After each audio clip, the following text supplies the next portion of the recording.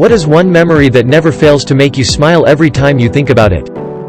When my friend got hit in the face with a piece of broccoli at a hibachi restaurant.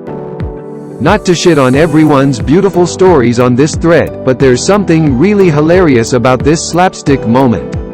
It's like my firstborn's first steps, my wedding, my dog's puppies, and then, broccoli face. My brother and I went to the dollar store one day and went through every aisle and put anything in the cart that we thought was cool. We kinda messed around and ended up putting away 80% of it. But I don't hang out one-on-one with him much, so it made me happy. Just ask him to go out for some beers or food and tell him you miss hanging around as brothers. Brothers will make an effort to make that happen. Back in college, I was eating at Chipotle with my friend Anthony, who is typically a pretty suave guy.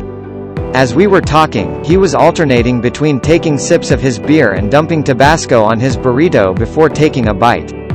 He gets lost in our conversation and I see him grab the Tabasco and start bringing it to his lips before catching himself and grabbing his beer instead. Then I see him do it again, getting even closer to his mouth this time before realizing his mistake. He laughs it off. Another minute goes by and, exceeding all expectations, he grabs his beer and pours it into his burrito. That made me laugh too. Thanks. Thinking about my cat, Cricket, and how he loved hanging out with me in my garage, like he was my assistant working on the car or sat with me during rainstorms. He was so much fun. I love Cricket's name, also I love Cricket, he seems pretty great. The last afternoon I spent with my grandma. She was such a firecracker, always joking around and giving people the bird. We had a great time, just the two of us. She passed away in September 2019, about 2 months after her husband.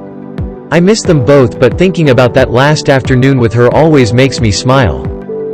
That sounds so nice. My grandma passed away Tuesday and I was unable to go tell her bye or anything because the virus. It made the funeral very frustrating not being able to hug anyone.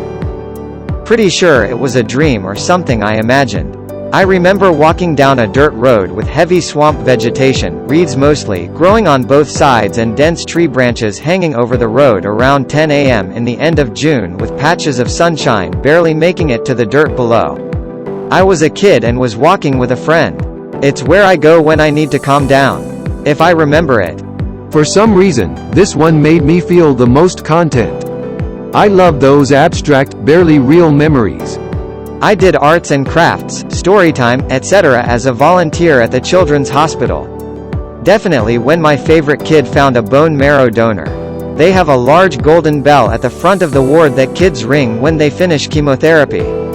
She hadn't finished yet, but she just went up to the bell and karate chopped it. I drunkenly signed up as a bone marrow donor last night.